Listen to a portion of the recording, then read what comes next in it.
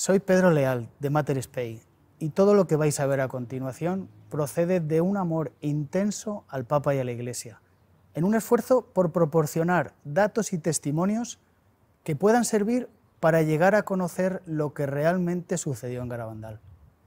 Este amor a la verdad y a la Iglesia es lo que nos ha animado a realizar este trabajo. Nos sometemos a la autoridad de la Iglesia, a quien corresponde el juicio definitivo sobre estos hechos.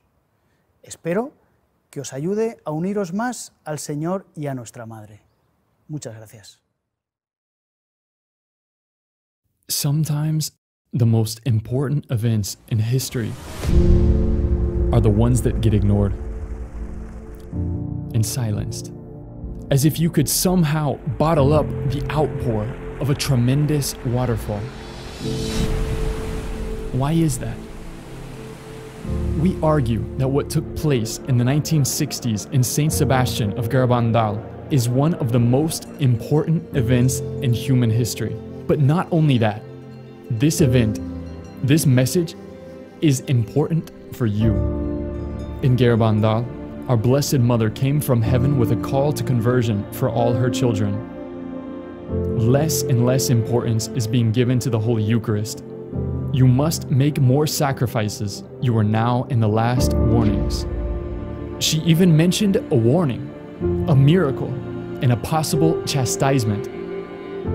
The Mother of God came to a little village in northern Spain to help her children during a very difficult time for the Church and for all of humanity. What was she talking about? Are we on the verge of something huge? Many priests, bishops, and cardinals are leading souls to perdition. That was hard to believe in the 1960s. But what about now? Over the span of this investigation, we will speak with experts, doctors, theologians, and eyewitnesses to try and respond to the burning question: what exactly happened in Garabandal? Why was it all so quickly ignored, silenced, and forgotten? Has it really been studied? If it is real, why hasn't it been approved? Thousands of apparitions, miracles, huge graces of conversion, and like an unstoppable waterfall, Our Lady of Mount Carmel of Garabandal continues to pour upon the world her blessing. The Mother of God and our Mother wants her children to return to her Son before it's too late.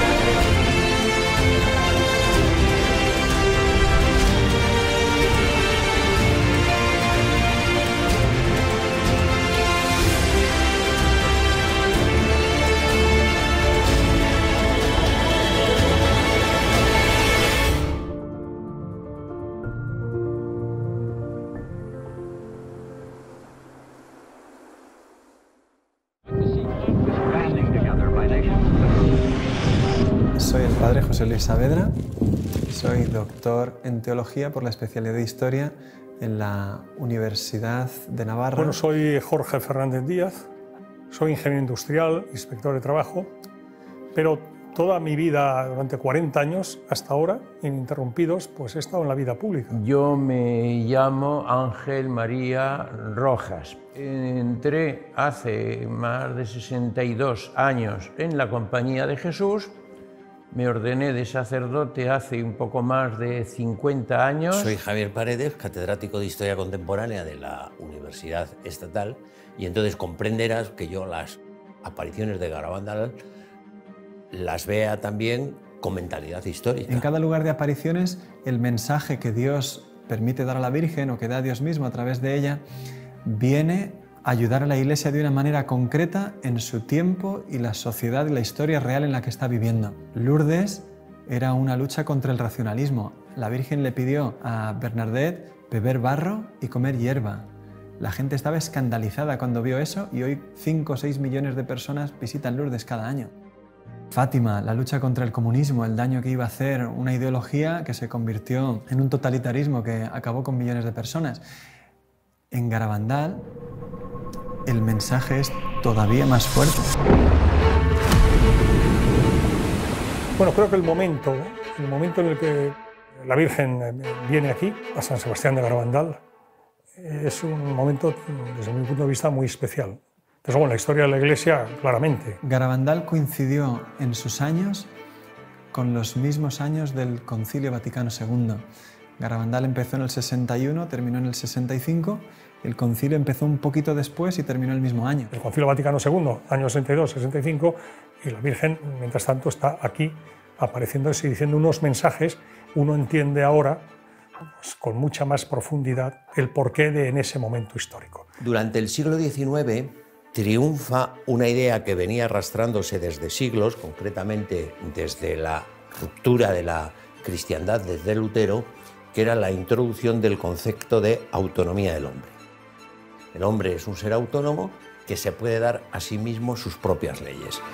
Eso mismo ocurre al final del XIX y principios del XX dentro de la Iglesia. De hecho, Juan Pablo II, en una de sus encíclicas más importantes, se llama Veritatis Splendor, en los números 4 y 5 habla de una crisis enorme introducida dentro de la Iglesia, donde los mismos seminarios y facultades de teología se han apartado de la doctrina de la Iglesia. Y en los 10 años siguientes al concilio, 17.000 sacerdotes se secularizaron y 25.000 religiosos y religiosas abandonaron la vida consagrada. Y lo vemos concretamente en la crisis de las vocaciones. Normalmente hasta el año 1964 se mantenían en un nivel de 8.100, 200 seminaristas mayores de España.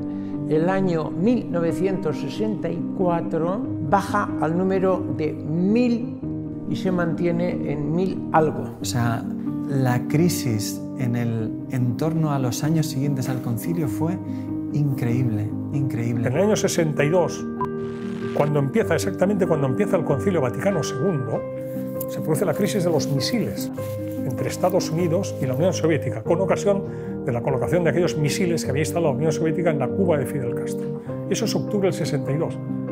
Sabemos que se estuvo al borde de una guerra y ahí parados, esperando órdenes, y mientras tanto el teléfono rojo sin parar de comunicar entre Kennedy, Khrushchev, etcétera, etcétera. Han sido momentos de una extraordinaria gravedad en lo que hace referencia a la posibilidad de que estallara un conflicto nuclear, absolutamente. Vamos a ponernos en 1961, los que conozcan Garabandal, que echen la vista atrás lo que era Garabandal, el pueblo San Sebastián de Garabandal, a donde no se podía subir en coche, con unas niñas que eran prácticamente analfabetas, que muchas de las cosas que les decía la Virgen no las entendían. ¿Por qué la Virgen les dice a unas niñas unas cosas que no entienden, pero que sí que las transmiten? Porque Garabandal es una aparición para todos nosotros.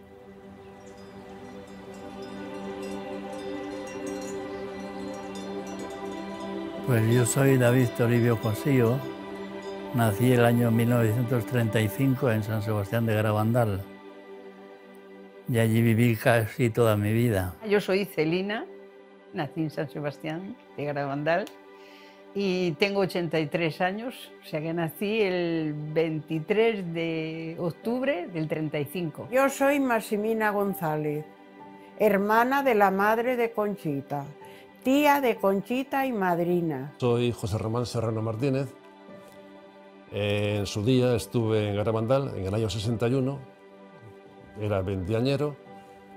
Mi padre tuvo la fortuna de llegar a Garabandal a través de un buen amigo, Eustaquio Cuenca. Y bueno, de alguna manera se llegó a un acuerdo entre ellos de decir, oye, ¿por qué no va tu hijo a dar unas clases por allí, estos chavales? Pasan un fenómeno, un mes o 2 meses allí, en el verano entero. El pueblo no se parece nada hoy a como era entonces. Entonces había muchos pedruscos, muchas piedras, charcos, desigualdad del terreno. Era complicado andar por el pueblo en aquel tiempo. Allí me preguntan a veces, me dicen, ¿allí fuiste al colegio? Digo, allí hice las carreras detrás de las ovejas, al colegio muy poco. Cuando nevaba, que no podíamos salir al campo a trabajar, entonces íbamos, que eran fiestas para nosotros. Pues casi todo el trabajo era al 100% ganadería. Vacas, caballos, ovejas. Como todos trabajábamos al campo, el primero que terminaba de meter la hierba, ahora por ejemplo, en este tiempo, iba a ayudar al que iba el último. Siempre andábamos así. En casi todas las casas oía usted que en las cocinas se estaban rezando el rosario. Yo me recuerdo de mis padres, yo recé mucho y me hacía la dormida a veces para no rezar el rosario en casa. Pero era un pueblo muy súper religioso, un pueblo muy bonito era, muy bonito era. Yo tenía 26 años y cuando empezaron las apariciones, que empezaron el 18 de junio de 1961. That day, 4 girls, Mariloli, Jacinta, Maricruz, and Conchita, were playing in the village, taking apples from a neighbor's tree, when all of a sudden they heard thunder. Levantan la cabeza, miran hacia los valles cercanos, por ninguna parte ven la posibilidad de una tormenta. Es lo mismo que había sucedido en el comienzo de Fátima y en el comienzo de Lourdes. Un trueno es de lo que nos habla tanto Sor Lucía como Santa Bernadette. Las niñas están ahí reconociendo que han obrado mal, viendo que Dios les está hablando a través de ese trueno y de repente una de ellas cae de rodillas, su rostro se vuelve hacia el cielo y se queda pálida con un rostro como la cera. Cuando va a salir una de ellas corriendo a llamar a la madre de la niña, de repente las 3 que están a su lado caen de rodillas también y comienzan a ver lo mismo que está viendo ella.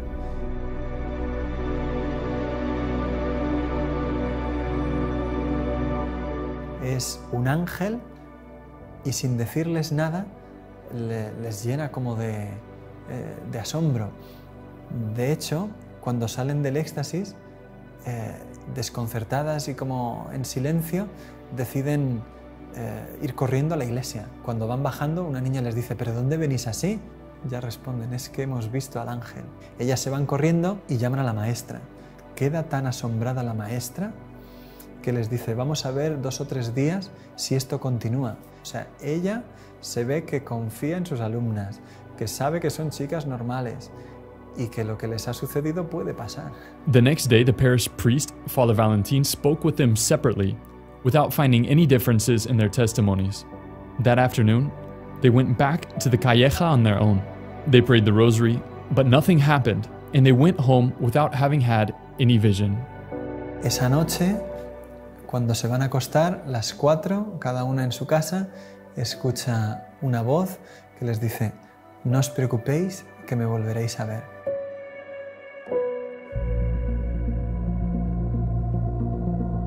Los primeros días fueron la cosa más maravillosa del mundo. Y primero yo decía: ¿qué está pasando? ¿Qué está pasando? Claro, ya me entró la curiosidad de verlas. Rezaban el rosario y al terminar el rosario era cuando tenían el éxtasis y se quedaban rígidas. No las podíamos mover del sitio, ni un dedo, ni mover un dedo, ni nada. Pues venía gente que no creía en las apariciones y le hacían daño a las niñas.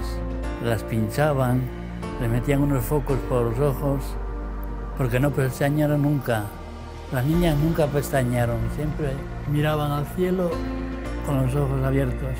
Entonces las madres vinieron donde nosotros llorando por el amor de Dios, cuidar de nuestras niñas que las están maltratando. Entonces a partir de ahí, nosotros los mozos, que éramos unos 20, pues las cuidábamos, andábamos con ellas y fue maravilloso porque nos enterábamos prácticamente de todo.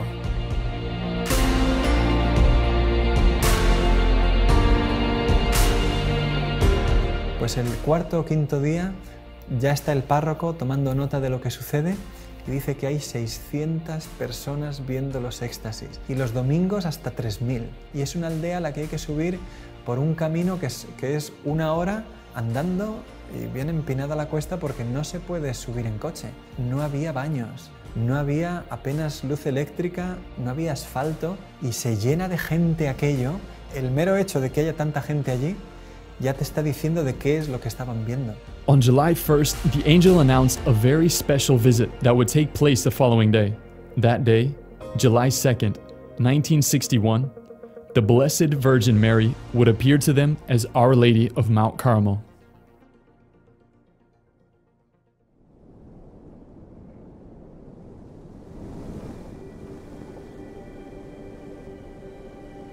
Me llamo Juan Hervás y soy doctor en medicina y especialista en pediatría.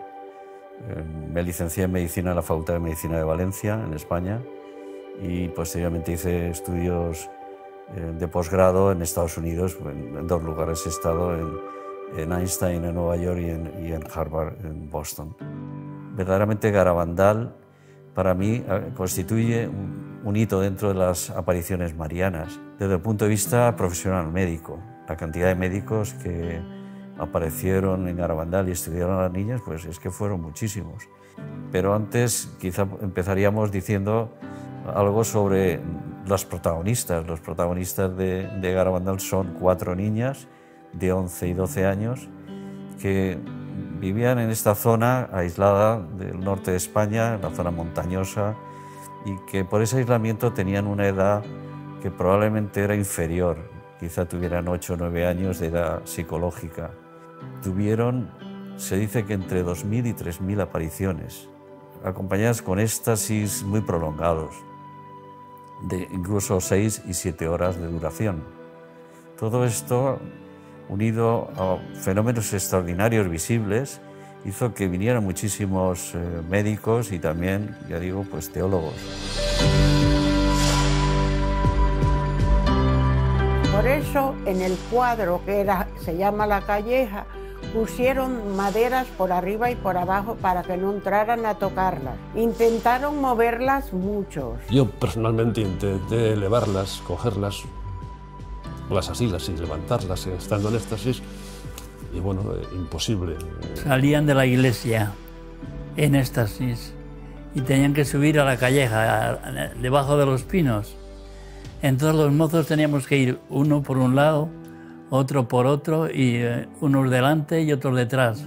Era una sensación rara. Corriendo, corriendo, corriendo, y de vez en cuando, pues, ¡pas!, pegaban un giro, porque por la calleja de no sé qué, por la calleja de no sé cuál, hasta que en algún momento empezaban a correr de tal manera que levantaban los brazos en cruz y parecía que en lugar de correr volaban a una velocidad tremenda.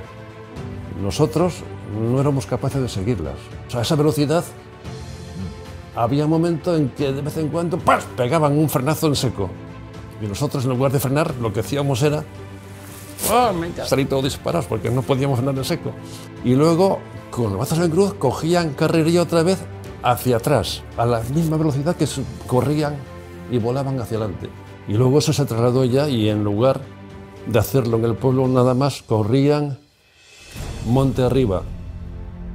Y de noche corrían monte arriba, todos con luces, con linternucas, como pudiéramos y tal. Y por aquellos andurriales, pues te pegabas unos porrazos tremendos, te caías 20.000 veces. Ellas nada. Por ahí subían a los pinos, bajaban, daban un recorrido por todos los lados y al final acababan en casa. Y claro, en esas correrías, pues mucha gente se dejaba los zapatos o lo que fuera. Y bueno, tanto es así que en algún momento, en casa de Conchita, Conchita dijo a Serafín, a su hermano: oye, que me dice la señora que ha perdido el zapato no sé qué, vete a tal sitio que ahí está. ¿Qué dices? De noche y tal. Que sí, que vete, no sé qué, mira, pegando a la cuadra de no sé quién, ahí arriba, antes de llegar a los pinos tal, ahí está. Y Serafín, el bueno de hombre, pues corría y hacía lo que decía su hermana, y bajaba con el zapato. Las niñas entraban en trance, que es un estado alterado de conciencia con abolición sensorial. El fenómeno se iniciaba con una hiperextensión del cuello, muy brusca. Caían de rodillas cuando estaban juntas al mismo tiempo, pero la caída era absolutamente imposible. Y son unas piedras tremendas que, bueno, que al caer de rodillas, ¡pas!, se oían los porrazos, y sin embargo, al levantarse, miraba las rodillas y estaban intactas, y no tenían ni moratones, ni ninguna rojez, nada de nada. Perdían la sensibilidad táctil y la dolorosa, de forma que se les podía pinchar y quemar. Estando 2 días allí, las metían agujas, de esas de coser sacos de aquella época, que tenían la punta, digamos, curvada para coser sacos, y allí que sin ningún problema les pinchaban. Pero que ellas no sentían absolutamente nada.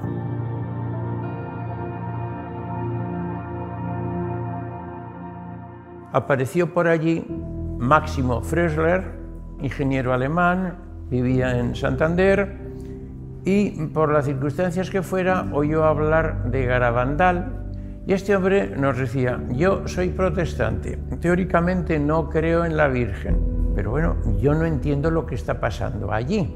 Son unas niñas de 11, 12 años, débiles, pequeñas, de un pueblo allí perdido, y él era muy fuerte. Yo una de estas niñas la cojo y la levanto en una mano, pero cuando caen en éxtasis no puedo mover ni una mano.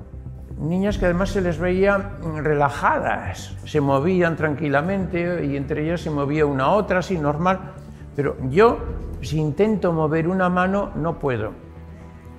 El prior de la Trapa, un hombre fortachón con el que he coincidido yo allí, entre él y yo, intentar en éxtasis levantar o mover un brazo de una niña, no hemos podido.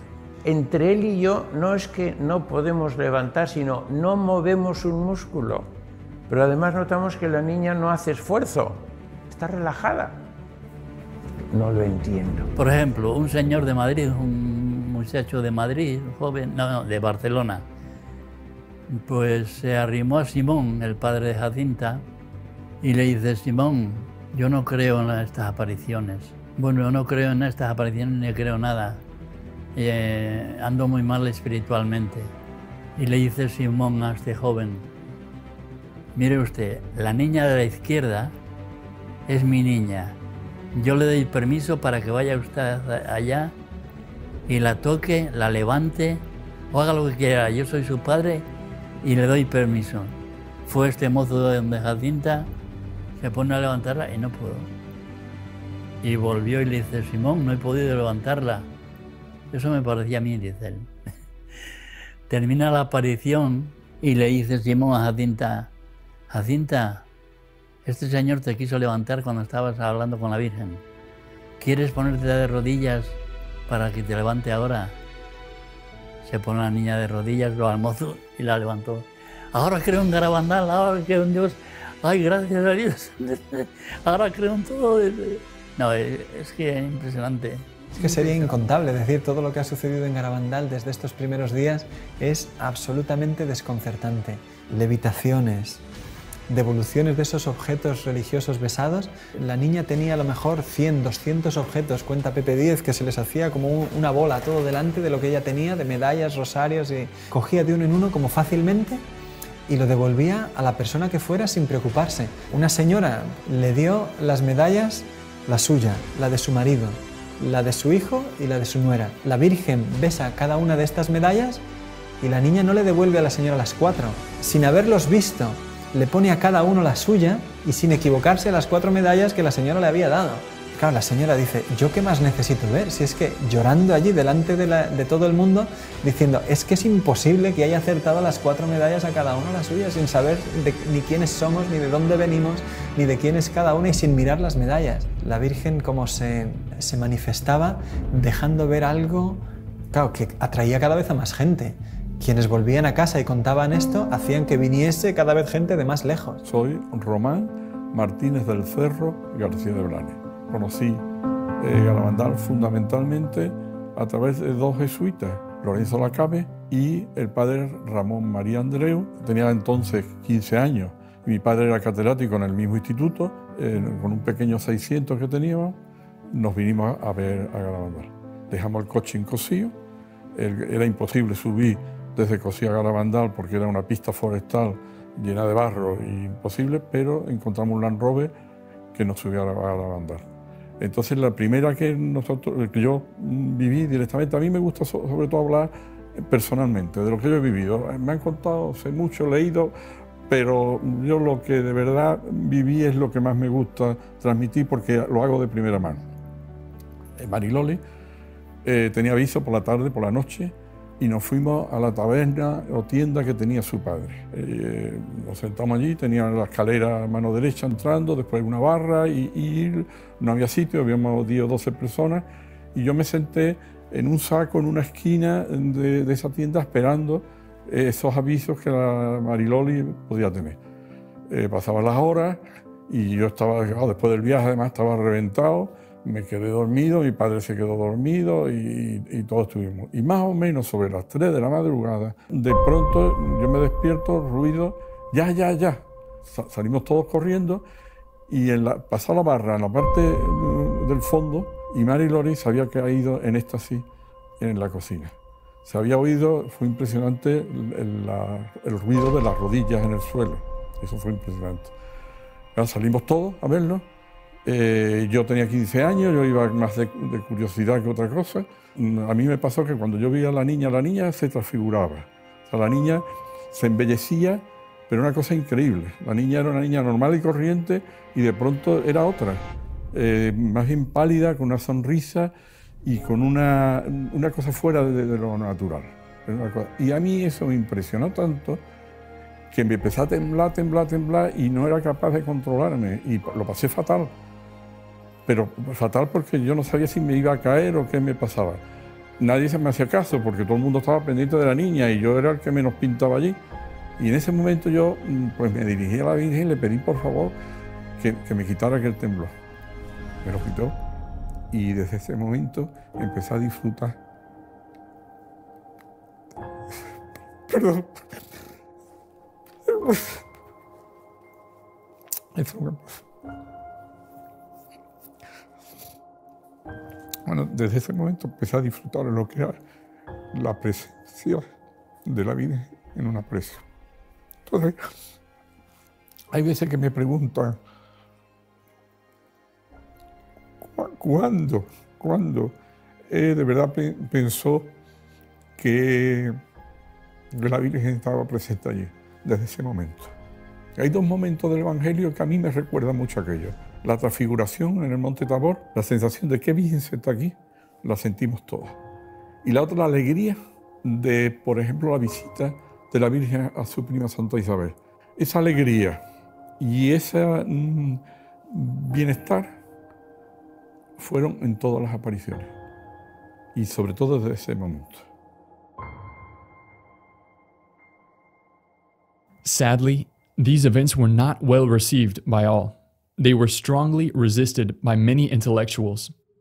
This occurred with the so-called First Episcopal Commission, which visited the village only 3 times over the course of the entire first year of the apparitions. The day Our Lady appeared for the first time, the entire commission was present. Father Francisco Odriozola, secretary of the commission, along with 2 other priests and 2 doctors, Dr. Piñal and Dr. Morales. La comisión comentó con alguna de las personas que había por allí, que había venido con ellos, que aquello se iba a terminar ese mismo día. Pero no se estudiaron los hechos extraordinarios que ahí estaba pasando.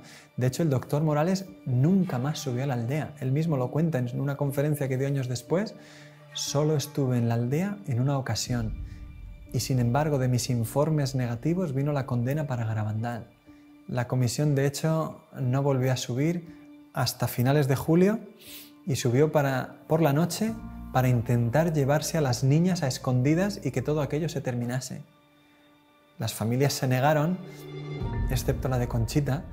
Se llevaron a Conchita, estuvo 8 días en Santander y la terapia que le dan a Conchita es llevarla a la playa, llevarla a la feria y mantenerla ocupada para que no piense en las apariciones. Y yo fui con su madre a Santander, a casa de este sacerdote, a buscar a Conchita. Yo vi, Conchita le mandaban que si no lo negaba, a ella la llevarían a un manicomio y a los padres a la cárcel. Entonces ella, hartándose de amenazarla, ella dijo: bueno, pues lo mío no será verdad, pero lo de las otras al mejor sí. Muy bien, Conchita, la palmearon porque ya lo había negado. El día siguiente de que Conchita volvió de Santander, se reunieron los teólogos y médicos de la comisión con las personas en el pueblo que quisieran interesarse sobre las apariciones. Y allí acudieron médicos y sacerdotes que estaban estudiándolas por su cuenta. Hubo una reunión grande delante de la puerta de la iglesia que la cuenta el mismo doctor Ortiz, un pediatra de Santander que pasó más de 50 días estudiando los éxtasis. Tú figúrate, si un médico a una persona normal nos ve en 15 minutos, lo que supone que un pediatra de Santander recorra 90 kilómetros para estar 52 días estudiando los éxtasis un día tras otro y permanecer en la aldea. La cantidad de información que este hombre tenía sobre las apariciones es enorme. Y el doctor Ortiz, delante del papel que le muestran los teólogos y médicos de la comisión, dice, mira, la niña ha negado todo, esto se acabó. Dice, pero ¿cómo me explicas con esa firma lo que yo he probado científicamente, que ha sido una levitación? Es que he pasado mi brazo por debajo de la niña, ¿sabes? Vamos, o sea, es que es una prueba de lo más sencillo, ¿no?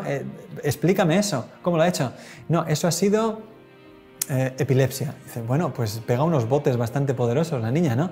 Es que todo aquello se había firmado bajo una presión enorme sobre una niña de 12 años que apenas había salido de su aldea en toda su vida. No entendemos que haya en ello mala intención. Sin embargo, sí que es muy difícil entender bien lo que sucedió en Garabandal si uno no acude a todas las fuentes documentales que tenemos hoy. Hubo cosas en las que algunas personas tienen una responsabilidad seria. Y que poner eso a la luz de la verdad pues requiere volver a tomar en serio unos hechos que no han sido estudiados objetivamente quizás nunca. In spite of the contradictions, the events continued. On July 2nd, in secret, Our Lady had given the girls a message that they were to make public on October 18th. Cuando la fecha se acerca, los peregrinos comienzan a acercarse a la aldea, miles de personas, está abarrotado como nunca. Y sin embargo, los peregrinos para llegar ahí tienen que atravesar una jornada que es de lluvia, granizo, incluso por la tarde llegó a nevar. Sí. Me acuerdo del día lluvioso, porque en mi casa había gente y traían unos zapatos muy bonitos y entonces, como estaban muy mojadas, entraron en mi cocina y los metieron al horno a secarlos. Y estábamos hablando y se nos olvidaron los zapatos y entonces se le quemaron los zapatos, eran marquesas o no sé qué eran. Sí. Se leyó en los pinos, lloviendo, llovía a mares. La Virgen pidió que las niñas se lo entregaran al párroco delante de la iglesia y allí lo leyeran ellas. Y después, en los pinos, volviese a ser leído el mensaje por el párroco, don Valentín Marichalar. However, the commission pressured the priest to do things differently. The message was not made public in front of the church. It was not read by the parish priest either. It was announced that only the girls would read it in the Pines. Los testimonios son muy fuertes. Hay una mujer que habla de cómo caminaban entre el barro a empujones para intentar lograr buenos puestos. Cuando ya finalmente se dijo se va a publicar el mensaje, pues la gente subió a los pinos, pero la carrera que se organizó para eso, la gente caía, resbalaba, se empujaba. Y cuenta ella, dice, lo increíble es que no nos matáramos, miles de personas para conseguir un buen puesto, y dice ella, yo quedé como a unos 60 metros de las niñas, y claro, apenas oí nada, pero cuando ya llegó el mensaje, toda la situación me tenía completamente ya vencida. We must make many sacrifices, do much penance, and visit the Blessed Sacrament frequently. But first, we must lead good lives. If we do not, a chastisement will befall us. The cup is already filling up. And if we do not change, a very great chastisement will come upon us. Insiste mucho en lo que fue el mensaje de Fátima. Estamos en plena guerra mundial, cuando viene la Virgen a Fátima, y dice que las guerras son consecuencias de los pecados de los hombres, y que por tanto tiene que haber conversión. Bueno, en Garabandal lo mismo. El primer mensaje que dice que el cáliz se está llenando de los pecados, de las ofensas a Dios que se están cometiendo, ¿no? Y que si no nos arrepentimos, si no pedimos perdón, si no nos sacrificamos, si no rezamos, pues que vendrá un castigo. Vendrá un castigo, ya anuncia el castigo. El mensaje hablaba efectivamente de un castigo. Se había hablado antes de un milagro, pero solamente a las niñas, y eso comienza desde ahora a ser una parte importante en Garabandal, como una ayuda especialmente grande para un tiempo particularmente difícil de la historia. Sin embargo, en ese día el mensaje no se pudo entender. Dijeron, toda esa preparación tan grande para un mensaje tan chiquito como sacrificios, visitar al Santísimo, todo eso ya lo sabemos, y un castigo muy grande si no cambiamos, pues ya lo sabemos. Las videntes después, durante los años posteriores a las apariciones, siempre han dicho, lo más fundamental que tenemos que poner en el centro son los mensajes. Lo que el cielo quiso hacer ahí, por lo que hubo tantos fenómenos extraordinarios, era para que prestásemos atención a lo que nos quería decir el cielo en esos mensajes. The failure of the first message was a setback for Garabandal. Many had expected something extraordinary, which is why, in spite of so many phenomena, many rejected the apparitions from that moment on.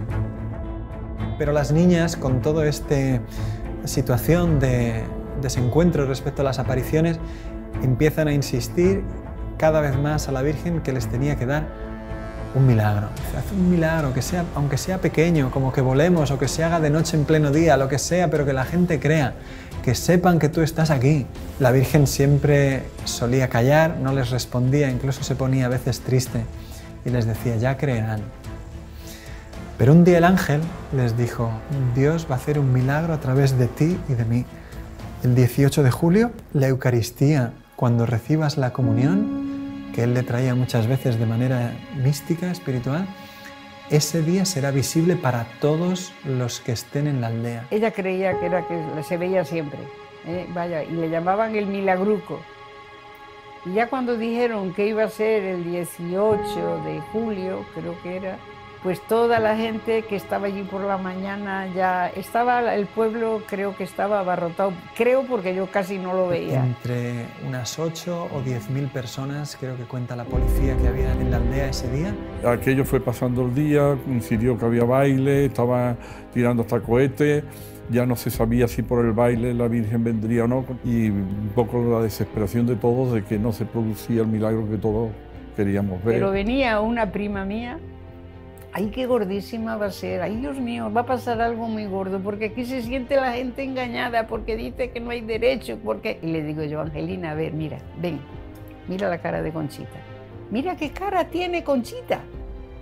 Digo, con estar viéndole la cara a ella, ¿tú te crees que tiene cara de preocupada?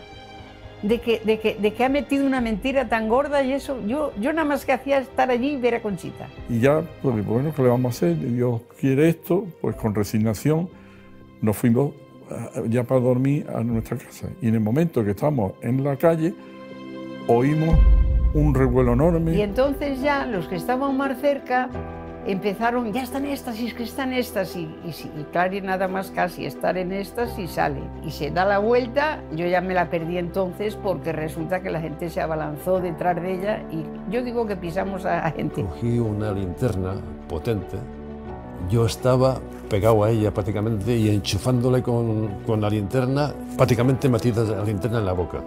Ella abrió la boca, sacó la lengua, no tenía absolutamente nada. Y de repente apareció un punto. Saca la lengua y empezó a formarse una cosa blanca, blanca, blanca, muy blanca, mucho más blanca que la nieve. Se fue agrandando en forma de espiral. Era como una moneda de 10 duros, decía yo entonces, y así la sacaba todo lo que podía. Y yo vi después cómo se le iba aguando hacia alrededor cuando ya se le estaba deshaciendo. Y hasta que la tragó. Daban a Benjamín Gómez, pero ¿estás seguro que no la tenía en el bolsillo y la puso o que la tenía ya en la boca? Mire, yo estaba a 20 centímetros de ella, es imposible que hiciera nada, estaban muy vigiladas. No estaba a una distancia, no, estaba pegado a ella. Pero eso, ¿quién ha dicho que la tenía en los brazos, en las manos? Hombre, es que es una barbaridad. O sea, es que la lengua estaba totalmente limpia, y de repente apareció un punto blanco, un punto, nada más que un punto, en la lengua. ¿Dónde se ese punto? La impresión esa tan fuerte, yo no la he tenido en mi vida. Yo decía, gracias Señor, ahora sí que estoy segura de que existes, empezaba yo. Yo me he enterado después que alguno de ellos, que después que no lo creía después que había sido eso cierto lo que había visto. 2 testimonios contrarios llegaron al día siguiente a la aldea. Uno de ellos ya esa misma noche. Un señor, José Antonio Giuliani, no vio el milagruco, él no consiguió estar en la zona, en la calle donde eso sucedió. y estando lejos le preguntó a uno, ¿tú lo has visto? No, ¿tú lo has visto? Tampoco. Pues ya está, todo es mentira, se lo han inventado, es de noche, la oscuridad, las dificultades, la pericia de las niñas, nos la han colado. Y se extendió la noticia de que nos habían engañado, de que era todo mentira. Pero en realidad este señor no había visto nada. Otro, cuenta Conchita en su diario, que se fue al obispado de Santander, un religioso, el padre Justo, franciscano, y dio testimonio de que aquello había sido todo mentira. Unos días después, sin embargo, pidió a unos religiosos de su comunidad que pidieran disculpa a las videntes. Dice, mira, no sé por qué hice eso, pero estaba enfadado. Estas personas no vieron nada y, sin embargo, tenían un testimonio que hizo muchísimo daño.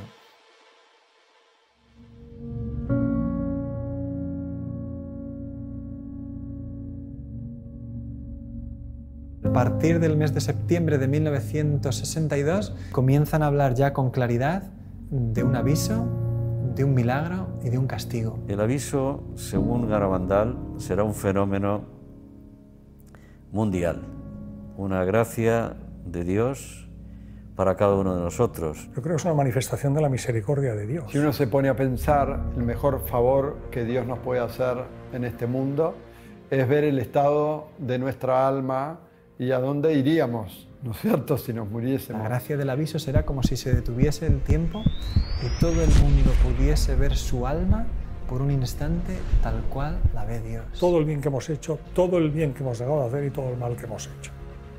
Para que de esa manera tengamos un impulso de conversión. La misma Conchita dijo, lloraremos de lo que Dios nos ama después del aviso. Loli sí que sabía la fecha del aviso. Y dijo que el aviso vendrá en un momento en que España y el mundo lo necesiten. Y habló de una iglesia que parecerá desaparecida. Hablaron mucho del comunismo. España estará muy mal. Yo le dije, ¿peor que como está ahora? Y dice, sí, peor. Sí, todos sabrán que viene de Dios y algunos intentarán negarlo. Eso se va a intentar desnaturalizar. Bueno, pues el Señor vuelve hacia nosotros. ¿Cómo? Con el milagro. Para que creamos que efectivamente eso ha sido como tú lo has vivido, lo has sentido o crees que puede haber sido. Y no como te están intentando decir algunos. El pequeño milagro de la comunión visible está en contraste con el gran milagro que empezó a anunciar ahora, a partir del otoño del 62, en el que decía que sería un milagro enorme, muy grande, mayor que el milagro solar de Fátima. ¿Y ese milagro para qué vendría? Lo preguntó a Jesús el año siguiente, en una locución el Señor le respondió, Señor, ¿es para convertir a mucha gente? No, Conchita, es para convertir al mundo entero. El milagro es tan fuerte, es tan impresionante, que sin una gracia especial te mata, como lo mató al padre Andreu. De felicidad, pero te mata. Yo digo que hay dos personas que han visto el milagro. Una fue el padre Luis María Andreu. A él le llaman el quinto vidente de Garabandal. De repente, mientras las niñas están en el éxtasis, él aparece en el campo de la visión y la gente que estaba en los pinos durante el éxtasis escuchó el grito de él que repitió 4 veces una palabra, milagro. Pero esa noche volvía en jeep con sus compañeros de peregrinación y contaba qué buena es la Virgen, cuánto nos ama, qué madre tenemos en el cielo. Hoy es el día más feliz de mi vida. Se quedó dormido y nunca despertó. Era un sacerdote de poco más de 30 años, joven, sano. Todo el mundo quedó perplejo porque había fallecido de repente, el día que había visto el milagro de Garabandal. Y hay otra persona que ha visto el milagro, San Pío de Pietrelcina.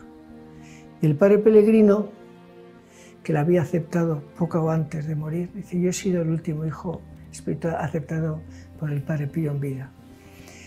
Le dijo que había visto el padre Pío, había visto el milagro antes de morir. Lo que sí sabemos es que el padre Pío dijo que el velo que iba a cubrir su rostro 3 días después de su muerte, que se lo entregaran a Conchita. Este milagro, los testigos de aquellos que vivan el milagro, más esa señal que es muy importante, Garabandal se va a transformar en un lugar de peregrinación mundial. Y ahí es donde vamos a entender esto que dijo la Virgen cuando dijo, el milagro de Garabandal viene para convertir al mundo entero.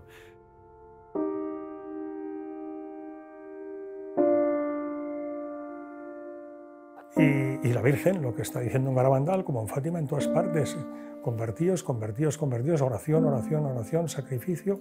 Bueno, pues si no hay esa conversión, pues va a venir un castigo. Las niñas han visto ese castigo, lo vieron en las llamadas noches de los gritos. La Virgen un día prohibió que nadie subiese a los pinos, prohibió a la gente subir a los pinos. Solamente una niña pequeñita que tenía 6 o 7 años, pero la gente subió al final de las casas y de allí las oíamos.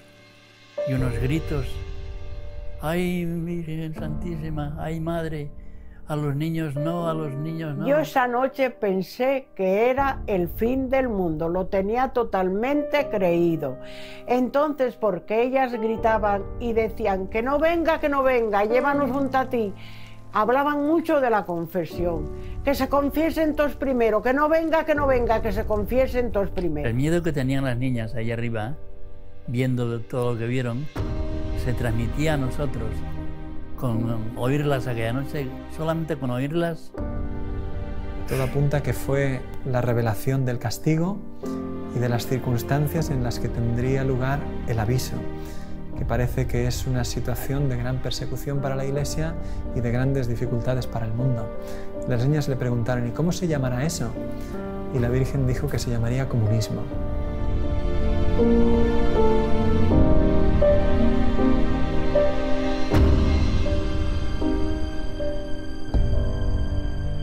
Yo estaba con la boca abierta porque había allí un franciscano que se quedaba aquí en mi casa. Entonces José Manuel, un chico del pueblo, vio a este sacerdote.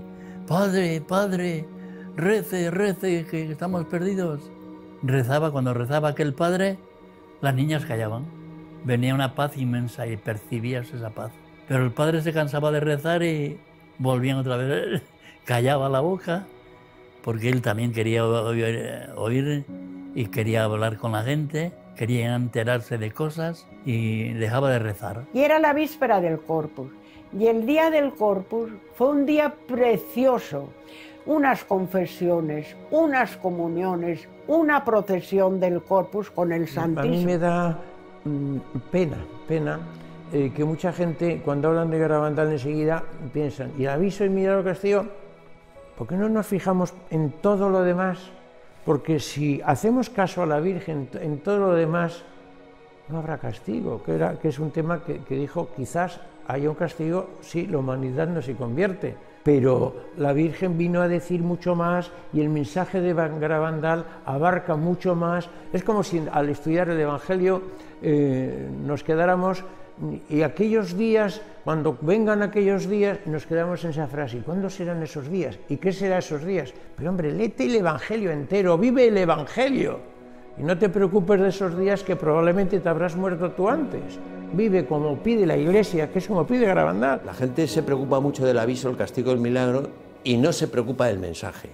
Ser buenos. A la Eucaristía cada vez se le da menos importancia.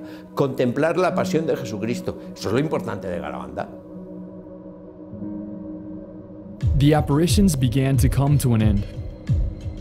In January of 1963, the girls stopped seeing Our Lady.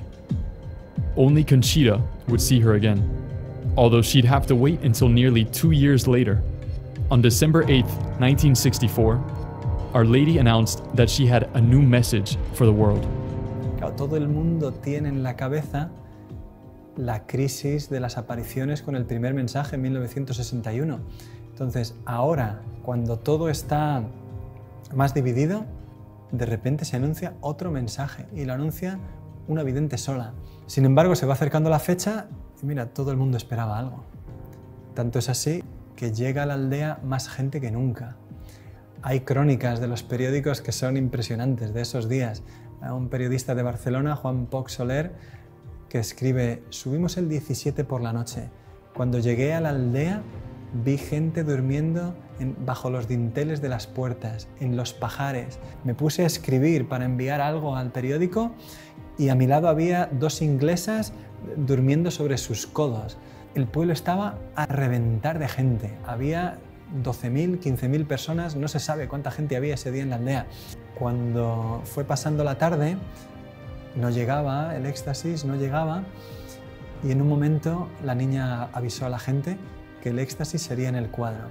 La gente intentó buscar el mejor puesto cerca del lugar del éxtasis. Es impresionante, duró unos 12 minutos y en él se escucha a la niña decir algunas palabras, se la ve reír, se la ve llorar. Curiosamente, el mensaje de la Virgen no lo dio ella. Unos meses después la Virgen le dijo: ¿sabes por qué no vine yo el 18 de junio a darte el mensaje? Porque me daba pena decirte aquellas cosas, pero necesitabais saberlas para vuestro bien y si las cumplís para gloria de Dios. As my message of October 18th has not been fulfilled and has not been made known to the world, I tell you that this is my last message. Before, the cup was filling up. Now it is overflowing. Many cardinals, many bishops and many priests are on the road to perdition and are taking many souls with them.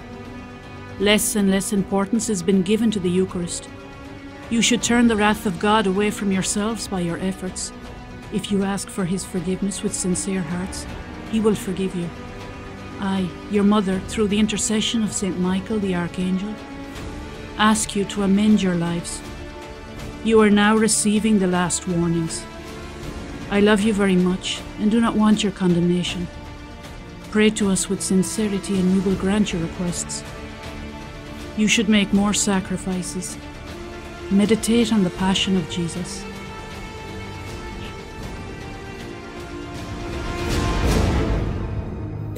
Vamos a ver, yo comprendo que España, que unas niñas analfabetas digan muchos cardenales, obispos y sacerdotes van por el camino de la perdición y llevan tras sí a muchas almas. Van por el camino de la perdición y con ellos arrastran a muchas almas, sí, lo recuerdo.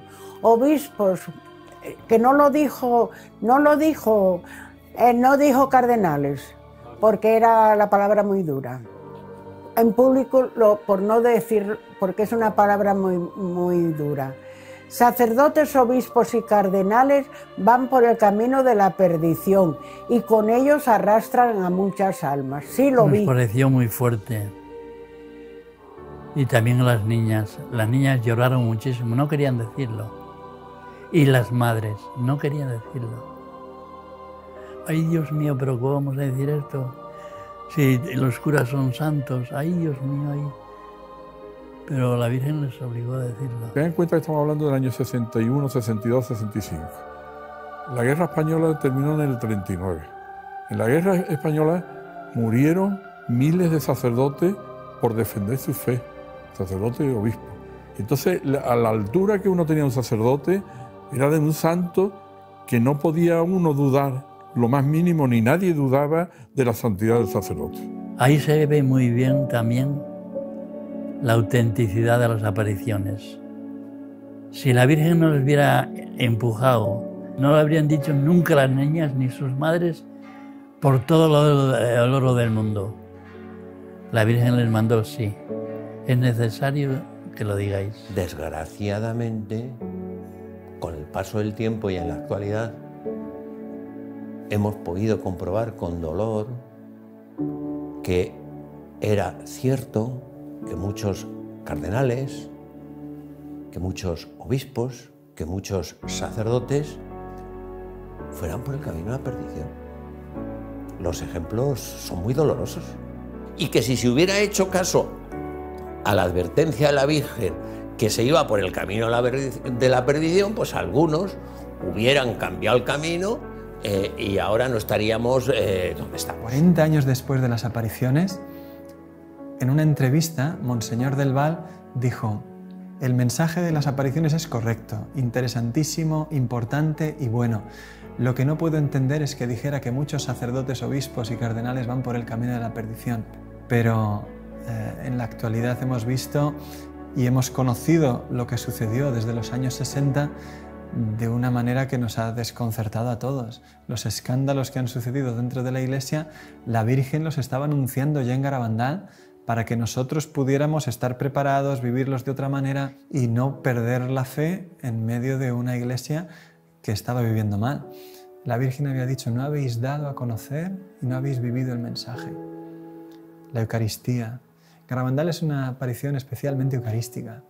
El mensaje de las apariciones, desde el primer mensaje, las comuniones místicas, el milagruco, el segundo mensaje, ponen en el centro de la llamada de la Virgen a la Eucaristía.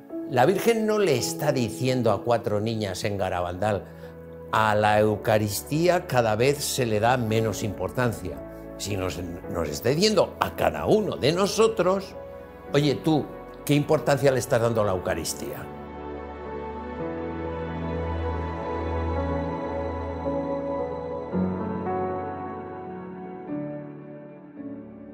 The phenomena ended with the last apparition on November 13th, 1965.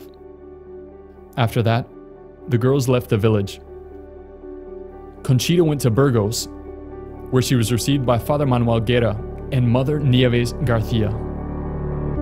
Cuando conocí a Conchita, estaba en Burgos de Superiora, con la casualidad de que yo no quería ya admitir a ninguna niña más porque el colegio estaba completo ya. Entonces, al poco tiempo, viene la portera y me dice, hay una familia que pregunta, vino el capellán con ellos, y entonces ya les dije que yo tenía un sitio. Y entonces ya me dijeron quién era Conchita, me explicaron, y me pidieron que Conchita tuviera un confesor, que don Manuel se ofreció, y una persona que la formara, y me ofrecí yo. Por lo tanto, entró en el colegio como una niña más, con el nombre de María, para que nadie la molestara en nada. Todas las tardes llamaba a Conchita 1 hora o un par de horas a un recibidor. Todo lo que ella me dijo, la conversación, fue grabada inmediatamente cada vez que hablaba con ella, inmediatamente para no cambiar ni una sola palabra. Yo a Conchita entonces y después la he encontrado inmejorable. No he encontrado una persona ni más normal, sin ganas de llamar la atención de nadie. Cuando ella terminó las apariciones, le dijo a la Virgen que quería ser religiosa. Entonces, nada más terminó las apariciones, se fue a un convento, se enteraron de que estaba allí, porque ella fue a confesarse y le dijo, se conoce que al padre, le dijo, después se supo, pues que ella que había visto a la Virgen, que tenía dudas algunas veces si era verdad, si no era verdad, si le parecía a ella que era ella. Y entonces el sacerdote, cuando se enteró que era Conchita, pues dijo, papá, va a decir usted la verdad enseguida. Vinieron 2 obispos y 2 sacerdotes. Alguna vez le dijeron, sí, pero eso te lo inventaste tú y yo. Sí, porque eso se inventa muchas veces la imaginación. Ah, pues sería, ¿eh? O sea que alguna vez, entre esa conversación tan larga que tuvieron, de 6 horas, ella alguna vez dijo, pues era verdad, claro, ante personas que te has imaginado tú, porque muchas veces pasa eso.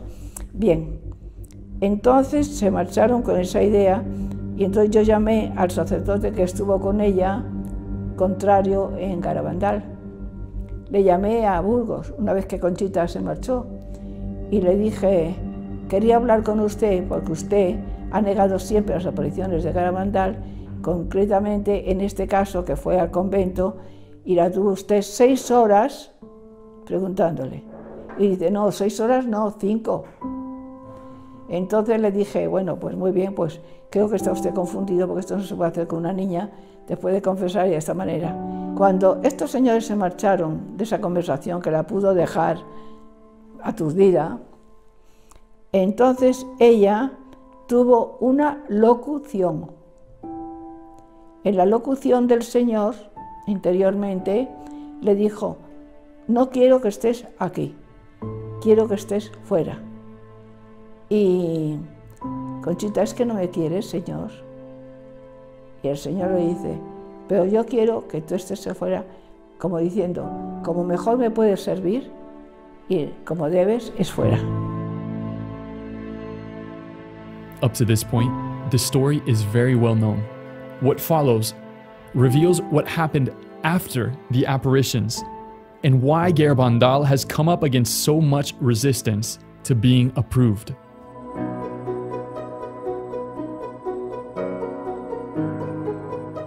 In 1962, Bishop Baetsia rejected the apparitions. 5 years later, his successor, Bishop Puchol, affirmed that it had been a simple child's prank. His statement declared that everything had a natural explanation. Cirarda, his successor, said the same. After these 3 bishops in Santander came Bishop Juan Antonio del Val, who had formed part of the First Episcopal Commission, which is why he knew that the apparitions had not been properly studied. That's why he tried setting up a new commission 3 times, but without success. After 12 years of failed attempts, he was finally backed by Rome, and with the support of Cardinal Ratzinger, in 1989, finally established the Second Commission. We will now hear a few testimonies from that moment in history. Then we will hear a very important testimony from that Second Commission. After the death of Padre Pio, the Holy See increases its interest in the events in the... I'm Ed Kelly. I was born and raised in Seattle of elderly Irish-American Catholic parents. I spent a lot of time in Santander in 71, and in 72 spent 10 months here. News, sensational, and documentary report. The first years, they didn't write anything. I didn't find anything in the papers until after the girls made their declarations of uncertainty. Then on the front page of the local papers, all of them, no more apariciones in Garabandal. Nothing. Everything has a natural explanation. And I read that, and the papers were stupid. I mean, there was so much that was illogical. I talked to the Bishop del Val Gallo. He had just made his own pronouncement that said, my predecessors have judged that it wasn't certain whether the apparitions were of supernatural origin or not.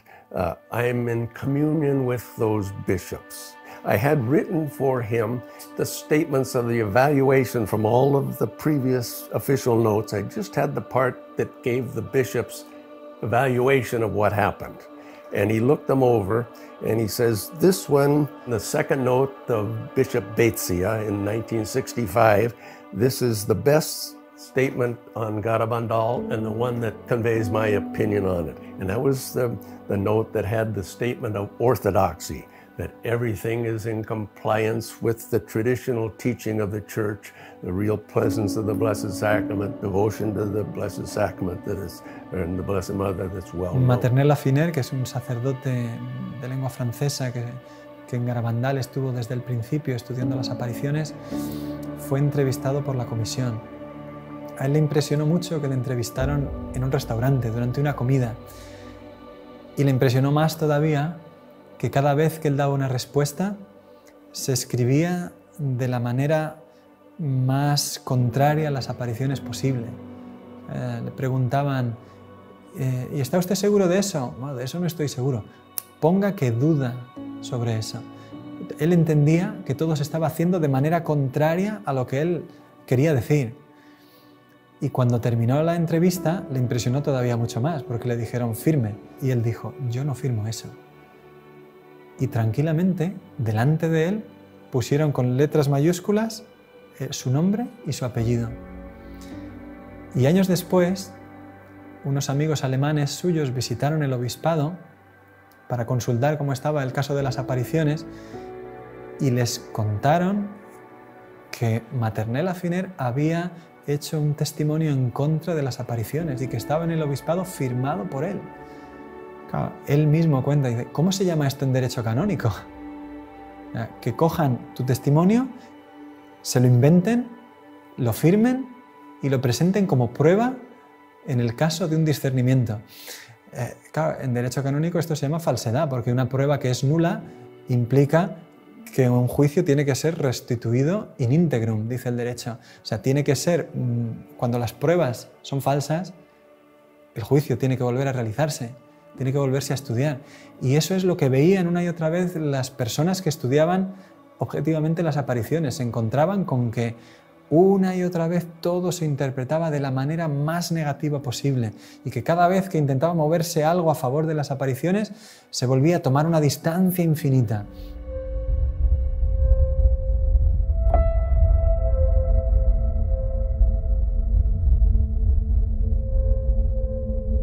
The story of Menchu Mendiolea. Interesting. Menchu Mendiolea, the daughter of a well-known businessman who had a religious goods store. His daughter, Menchu, when she was 16, I believe, she told the story of her first sickness, a type of leukemia, and was in for tests at the main hospital, Valdecilla in Santander, and after doing everything possible, the doctors decided, no, we can't do anything more for her, better for her to go home and be with her and die in the company of her family and friends, which she did. And they would pray for her. Well, someone came with a crucifix that had supposedly been kissed by the Blessed Virgin at Garabandal, and I think most people know that the girls reported that the Blessed Virgin told them, through articles kissed by me, my Son, our Lord Jesus Christ, will work prodigies and miracles. Crucifix, she venerated the crucifix, cured. Well, I guess by that time I had heard that someone from the Chancery went to Mr. Mendiolea and told him, please don't mention Garabandal with the cure of your daughter. It is not proper to connect apparitions which are false with a cure like this. So I went to talk to Mr. Mendiolea.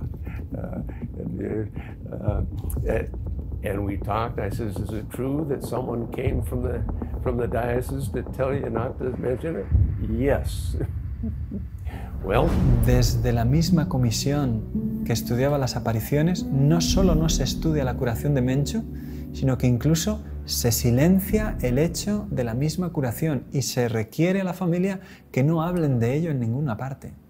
10 años después, en 1975, Menchu está embarazada de su tercer hijo, 8 meses de embarazo, y le vuelven a diagnosticar la misma enfermedad, eritremia.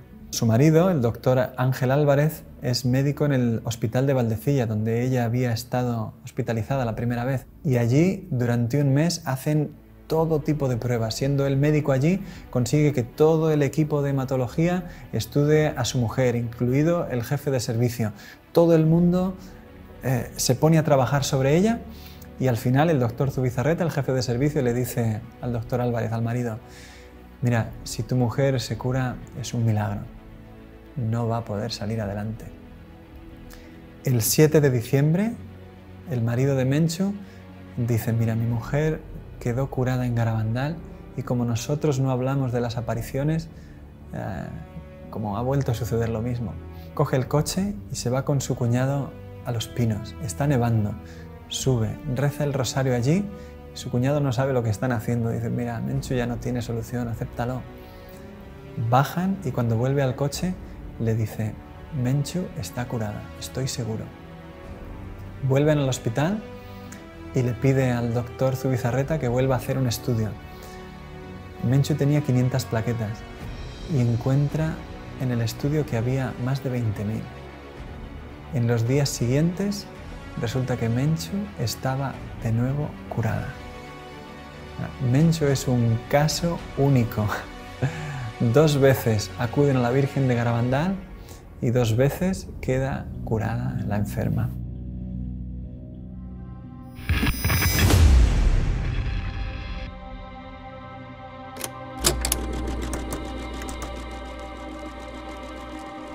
Creo que no tenía todavía 20 años cuando un teólogo, un escritor, hizo un comentario que le escuché sobre Garabandal. Dijo, yo entiendo muy bien que la primera comisión fue un fracaso, que aquello lo ha reconocido el mismo obispo que formó parte de ella y su médico principal. Entiendo que las negaciones de las niñas ante Monseñor Puchol se realizaron bajo presión. Las niñas negaron las apariciones bajo una presión que hoy es indiscutible. Pero ha habido una segunda comisión. Y la segunda comisión ha resuelto el caso de Garabandal. Claro, cuando yo le escuché a este teólogo decir eso, yo no tenía argumentos para responder. De hecho, no hemos sabido prácticamente nada hasta el año pasado. De repente, después de estrenarse Garabandal, solo Dios lo sabe, un día abro el email y me encuentro con un mensaje donde me escribe un señor que no conozco de nada, diciéndome el contacto de un miembro de la segunda comisión.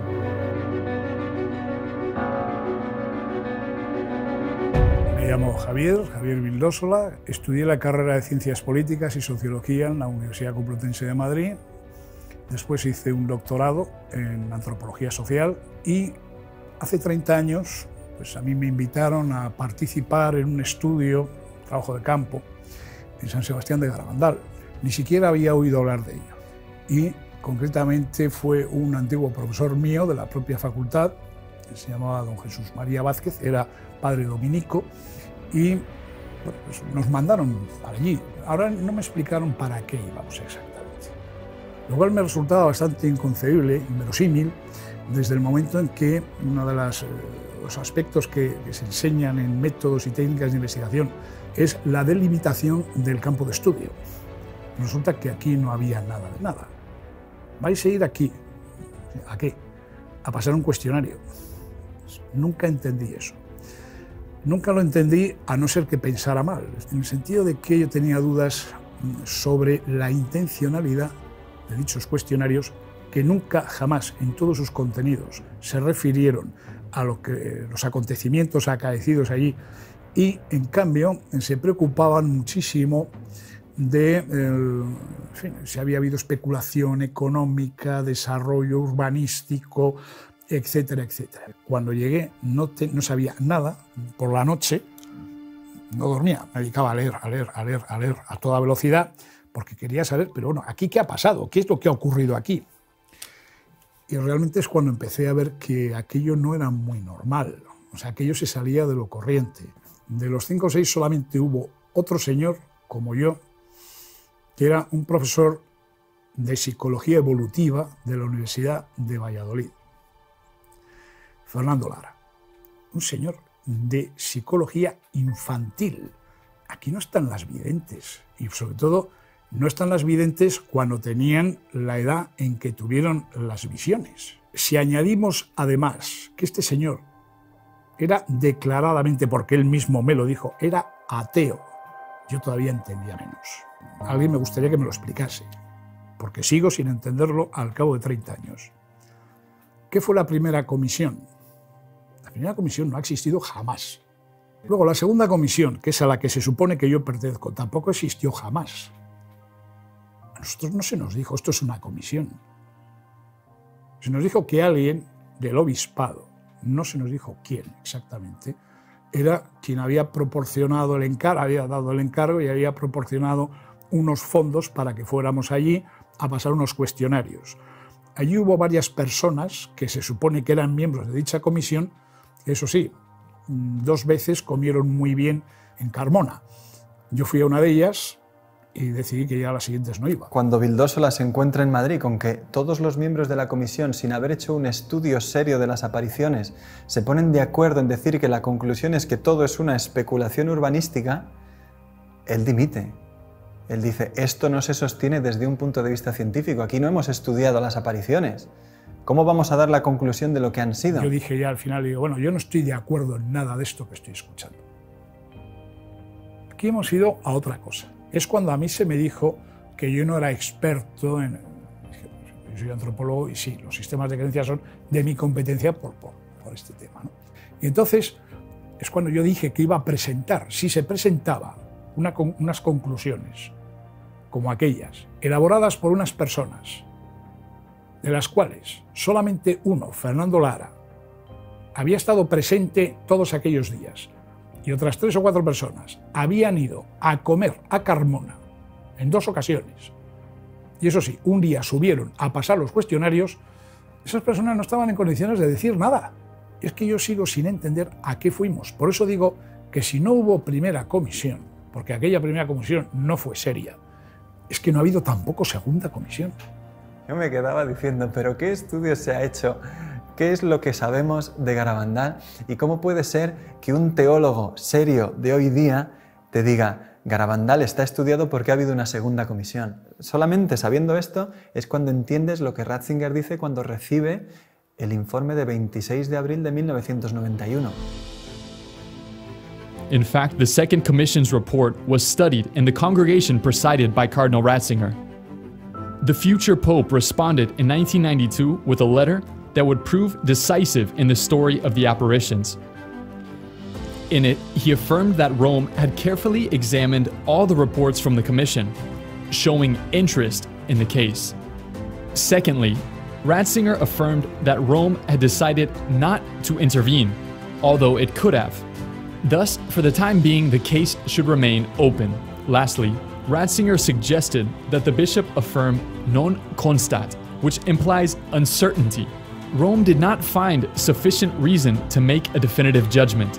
The case was to remain open. From 1992 on, all the bishops and apostolic administrators of Santander have maintained Ratzinger's non constat. Considering the difficult process of the apparitions, no better solution was found for the time being. Since then, the apparitions have remained open to the faithful's own sensibility. That's why their stance could be a determining factor in contributing to the Church's favorable judgment. Y a más de 50 años del final de las apariciones, Garabandal todavía espera respuesta. Y que tenemos derecho a saber qué es lo que ha sucedido ahí. Over 50 years later, Garabandal still awaits a response. Its message continues to be of absolute importance for all of us, for you. Because today, our mother continues to pour out her blessings in Garabandal.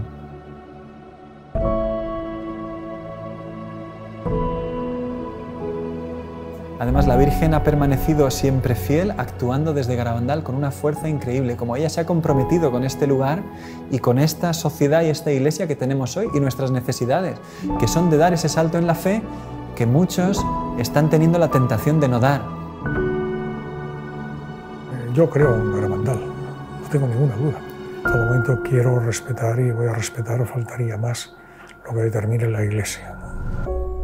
Pero yo rogaría que la Iglesia, la jerarquía, pues que diera facilidades para que puedan venir cuantos más fieles mejor. Y en unos momentos tan difíciles como los que vivimos, pues yo creo que en lugar de cerrar, lo que hay que hacer es abrir las manos con misericordia para que puedan ser debidamente atendidos cuanto más hijos de la Iglesia quieran acercarse a Dios en un lugar que algo debe tener cuanta tanta gente atrae como es Garabandal.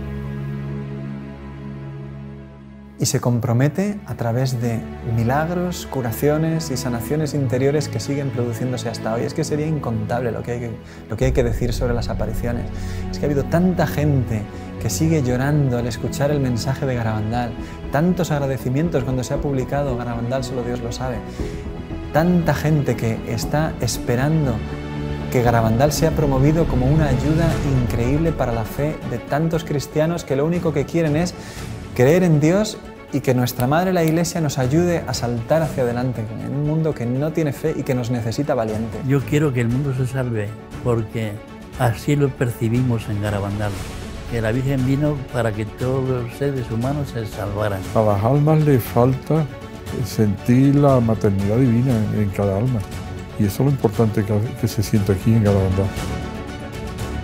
Una de las cosas que a mí me gustaría es que se hiciera una comisión médica para el estudio de las apariciones de Garabandal y de los fenómenos asociados, fundamentalmente las curaciones relacionadas con Garabandal, de personas que dicen haber tenido una curación relacionada con Garabandal.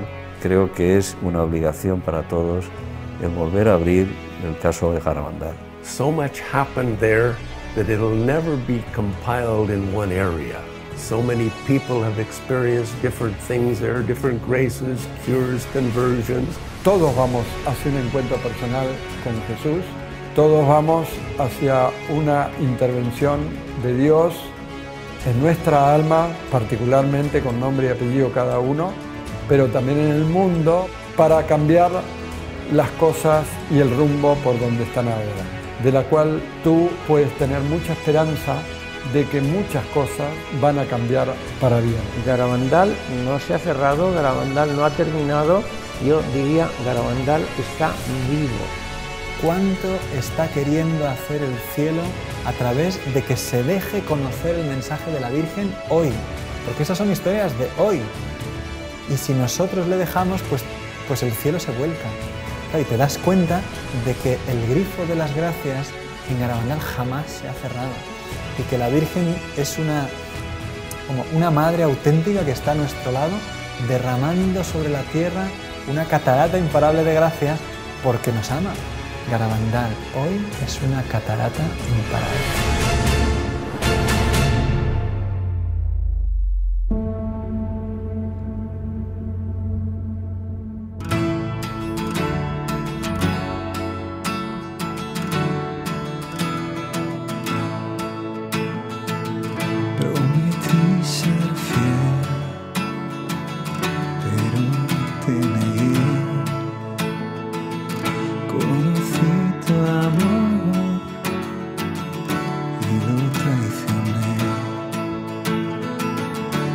Quisiste que sintiera sobre mí tu amor.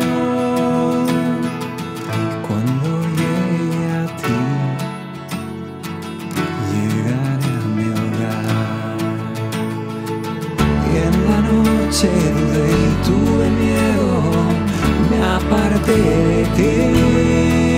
No te vayas, no nos dejes, Madre, tú nunca abandonarás a tus hijos que te aguardan, a tus pies, Madre, en Garabandal. Soy tan feliz de tu mano, todo es nuevo por tu amor. En Garabandal tu presencia desbordó mi corazón. Siempre Virgen fiel, todo tuyo soy, por tu amor iré donde quieras tú. Tú quisiste que sintiera sobre mí tu amor. Cuando llegue a ti, llegaré a mi hogar. Y un torrente desbordado fue tu amor por mí. No te vayas, no nos dejes, Madre, tú nunca abandonarás a tus hijos que te aguardan, a tus pies, Madre, en Garabandal. Soy tan feliz de tu mano, todo es nuevo